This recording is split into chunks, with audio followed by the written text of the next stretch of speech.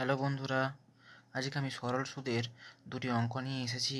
তো তোমরা ক্লাসটি শেষ পর্যন্ত দেখবে। যদি ভালো লাগে তাহলে অবশ্যই চ্যানেলটি সাবস্ক্রাইব, লাইক, শেয়ার করবে।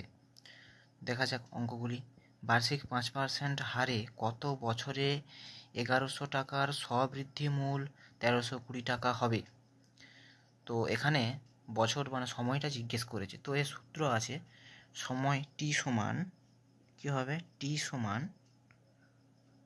100 ইন্টু আই বা ইন্টারেস্ট বাই পি ইন্টু আর।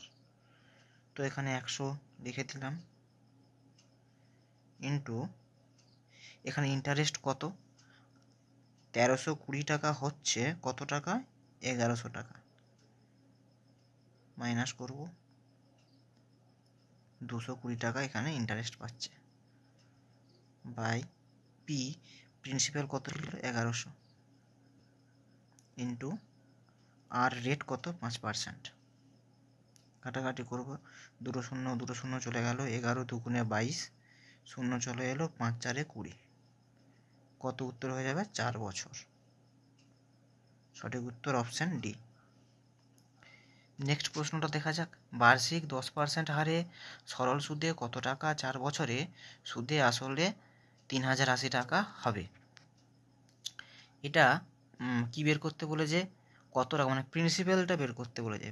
তো প্রিন্সিপাল পি সমান 100 ইন্টু এ সমান অ্যামাউন্ট, এটা কোনটা? সুদ প্লাস আসল, ঠিক আছে, মানে মিশ্রধন, যেটা সুদ প্লাস আসল, মানে এখানে আছে কত? 3080, বাই কত হয়ে যাবে? 100 প্লাস আর ইন্টু টি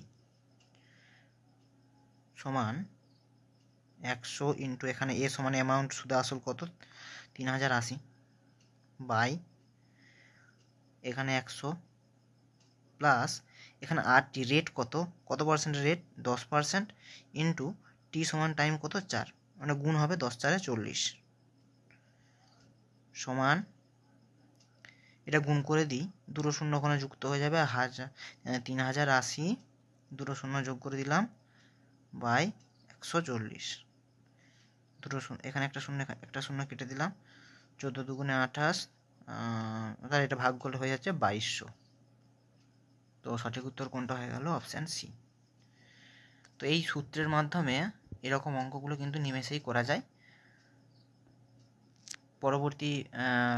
পরবর্তীতে আরও আমি এরকম প্র্যাকটিস অঙ্ক নিয়ে আসব। যদি ভালো লাগে তাহলে অবশ্যই তোমরা চ্যানেলটি সাবস্ক্রাইব করবে। ধন্যবাদ।